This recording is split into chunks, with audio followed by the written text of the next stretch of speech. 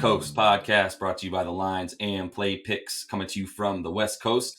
Josh Lander, joined as always by my counterpart on the East Coast, Nate Weitzer. Nice, big, full slate tonight for you guys on playpicks.com from Nate. We'll continue to be having a ton of action each night. I believe we talked about there being an average of 8 games a night the rest of the way, so action-packed as always. And if you do need still a DraftKings or FanDuel account, head over to dkpicks.com or fdpicks.com. Find those local listings in your area, and stay tuned. This episode, we're going to have an opportunity for a gift card with a prop we'll throw your way. Let's start with those lines on today, March 11th, by the way, the 1-year anniversary of the shutdown of the league. So happy to be celebrating that we are back. That's true. I remember leaving the TD Garden that night for a high school final and asking people what Rudy Gobert touched, where he was in the Garden that weekend. Yep. Just terrified about the spread. We've since learned a lot. Anyway, getting to this huge slate, we got the Pistons +5 at Hornets, Celtics +2.5 at the Nets. KD is still out post All-Star break. The Hawks -3 at the Raptors, who are still without 3 key starters at this juncture. The Magic are +8 at the Heat, despite the Heat missing Bam Adebayo. The Sixers are +4 at the Bulls. They are missing Embiid and Simmons due to COVID protocols. The Knicks are sitting at +11 on DraftKings at the Bucks. The Wolves +8 at Pelicans. Mavs -5.5 at Thunder. Warriors +7 at Clippers. The Suns -4 at Blazers, and the struggling Rockets, still without a couple key guys, +4.5 at the Kings. I mean, that seemed really small to me. The Rockets, Christian Wood doesn't look like he's going to return. Still missing a couple other guys. They don't seem to be pushing anyone back, kind of looking ahead towards the draft lottery. That huge Knicks spread intrigued me. And also, the shorthanded Raptors and Sixers, there's some betting angles there. So, Josh, what's your favorite pick on this huge slate? Yeah, I'm going to start with the Hawks and the Raptors because of obviously all those players sitting out for Toronto. I know, I don't want to talk badly about Norman Powell and Kyle Lowry, who are two guys I have a ton of respect for. Maybe we'll see Chris Boucher play tonight, actually, considering that, as you mentioned, OG Anunoby, Pascal Siakam, Fred VanVleet, Terrence Davis, all sitting tonight. I believe they will have Nick Nurse back, but that probably just means less minutes for Chris Boucher once again. Can he shoot? Despite the fact that Boucher did have 29 points off the bench in the team's first meeting this year. He scored 29 off the bench. FEV led the way, which is obviously not good since he's not playing tonight. And Trae Young went off in that game, the complete opposite of what Kyle Lowry did. 9 points in 37 minutes for him, struggled against the Hawks. So, looking at that and looking at what the Hawks do well as mostly recently, they're 8th in offensive rating and they're 2nd in rebound percentage overall this year. Toronto's 24th. I do like them to be able to snag some boards. And then mostly, we know Toronto pulls threes at the 3rd highest rate in the league. Atlanta defends the 3 at the 2nd best percentage in the league as well. So I do like them to be able to take advantage of a pretty small spread tonight and handle a Raptors team that just doesn't have their key players. They need at least 2 of those guys between Fred, Siakam, Anunoby, and Terrence Davis, and they just don't have it. Yeah, absolutely. I mean, we saw them give the Celtics a little scare on the last game of the first half before the Celtics just pulled away. The Raptors just lacking the firepower to keep pace with teams. Kyle Lowry also had his name swirling in trade rumors. That's not going to help. Terrence Davis is questionable, but he might not play tonight. Still not a huge difference maker there. And the Hawks, as you mentioned, we're starting to get hot. I mean, the coaching change is a really interesting angle for them, throwing Nate McMillan in there. They immediately win 3 of their last 4. And coming out of the break, they're going to be a little healthier. Danilo Gallinari needs that rest at this point, and Bogdan Bogdanovic might be ready to go 20-plus minutes. Those are guys they really were missing for a while there. And without Siakam, John Collins and Clint Capella should have their way down low. I like that pick a lot. A game that's going to have a lot of action down low, right? The Bucks and Knicks. I don't understand the disrespect here. I mean, yes, the Bucks are good at home. Yes, they often cover against bad teams, but if you look at the type of teams they've covered, that's mostly their bad division. They're 11-17 against the spread out of the division. They are just 7-9 straight up against winning teams. The Knicks, just barely a winning team right now, and they have done well outside of the ultra strong Atlantic division. They're 20-13 against the spread. They match up particularly well against the Bucks, right? Because they defend the paint.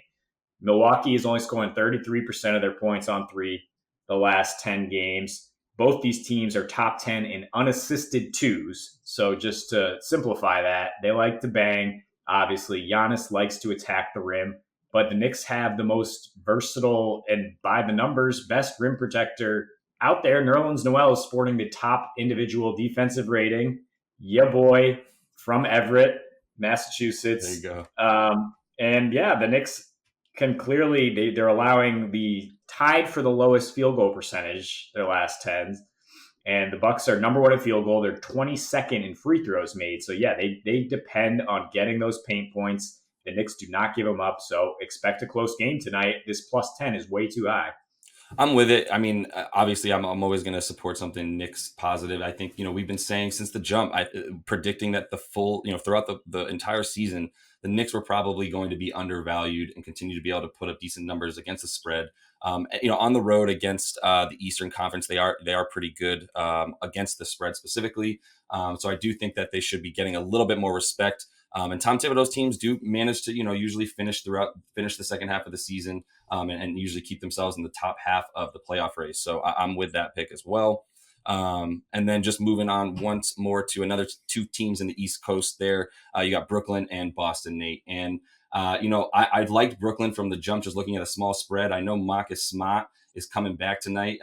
They are better on defense this season when he's there. Naturally, they've got about a 3 points better in terms of their defensive rating when he's on the floor, which is really, really good. But at the end of the day, right now, I'm looking at that Kyrie sort of perma revenge factor. He put it on him in their team's last meeting without James Harden. He had 37, 6, and 8. He had a steal, he had a turnover, and basically with Kyrie recently, and obviously without KD in that span, that the Nets have won a bunch of games before the break. With Kyrie, they're undefeated in that span. So they're 9-0 in their last 10 with Kyrie on the floor. They've won all of those games by at least 4 points, which is about what the spread is at right now. They're 6-0 against the spread when they're 2 to 5 point favorite. A little bit specific, but they do cover those small spreads pretty well. And then you look at Boston against the spread on the road. The only team that has a worse record is Cleveland right now. So Boston's 6-13 against the spread when they are on the road, and they failed to cover or win 6 straight of those road games. So I'm not too worried about the fact that they are turning things around a bit. I still think Brooklyn and James Harden are locked in a way that I'm not scared of 3.5 points for Brooklyn at home. Yeah, I like a lot what you're saying there, but what I'm expecting is a dogfight. I mean, let me just tell you, revenge goes both ways, Josh. Jaylen Brown and company do not appreciate the way Kyrie led them a couple of years ago. There will be a lot of defense played in this one. I'm eyeing the under more than any team pulling this one out. Brooklyn has been much better defensively heading into the break. The Celtics figured out their offense and defense in their last 4 coming into the break. I'm not ready to target them in any way. I know you mentioned a lot of those numbers. A lot of that is without their emotional leader, and even Smart being out there 15 minutes tonight, probably going to come up with some key plays, going to do things that galvanize the team in some way. I see on a huge slate, I see better places to put my money than the spread, but I do trust the Nets. As you mentioned, they've been covering machines. And actually, before we move on mention, real quick, Nate, I did want to say this is where we should be giving away our gift card. So if you do want to try to win that gift card, like and subscribe to the video, jump in the comments and tell us what you think Kyrie Irving's total points, rebounds, and assists will be. Throw that number in there for that combination total. And if you get that right, we'll go ahead and give you that gift card. So make sure you are liked and subscribed to the page and jump in the comments with that. So moving on, Nate. Yeah. And I was going to say, bet that he's over 38.5 PRA on FanDuel Sportsbook. I like that over. I also really like Jaylen Brown to go over 9.5 rebounds and assists, mentioning that kind of intangible defensive effort he's going to bring on both ends, I believe. And then, yeah, turning to another game that I mentioned off the top, the Kings just -4.5 at home against the Rockets. Rockets team that's lost 13 straight, only covered once in that span, has a league worst -16 net rating, and is by far the worst rebounding team in the league during that span. Also playing at the sixth fastest pace, which just leaves you scratching your head. And that's not going to do well against the Kings team that's led by De'Aaron Fox. And yes, they struggled heading into the break. If you look at their opponents, though, only one team out of the playoff picture in that span, Detroit, and they beat them. And they had injuries to four key guys: Buddy Hield, Harrison Barnes, Richaun Holmes, and Tyrese Halliburton missing time. Those guys are all full goes tonight. Kings team that can score a ton. They do give up a ton of points, but when you're facing the Rockets, who scored just 101 over those last 13 games, I think they can definitely pull away. And I'm even looking at alternate spreads. You can get plus 175 on your money for them to win by double digits if you take an alternate spread at DraftKings Sportsbook. Yeah, I'm with it. I'm definitely going to hit the Kings tonight. I know we both like that game and continue to pick on the Rockets without Christian Wood. They're just not a substantial opponent tonight. So a couple quick hits as well, Nate. Just some quick things we're looking at. The Suns and Portland. I might look at the over there. It's still at 227. I think you continue to see people not realize that the Suns are putting up a lot of points. Even if they don't give up a ton, and I do believe Portland will be able to score on them. And then just sort of as we mentioned, without Embiid and without Simmons, I really do like Chicago. I know that's a little bit of a sort of square bet, if you will, but Philly's 1-5 without Embiid. They're not, their net rating is 9 points worse. They're 1-4 against the spread when they're road dogs, and they're 6-10 against the spread overall on the road. So we know they're an amazing home team, but without their two stars at home against a really feisty Bulls team, getting Lowry Markkanen back, as well as probably Otto Porter. I think that's a pretty decent bet too. If you can get it before it continues to rise, it's at -4.5 now. So just some things to look at there. Yeah. Yeah, and that's a game to target in DFS, as we're going to mention. Tobias Harris is going to be the main man for Philly tonight. Shake Milton should see a huge increase in usage. You could even see Seth Curry and Tyrese Maxey jump in there without Simmons. And in that Raptors game, Norman Powell and Chris Boucher going to get everything they can handle.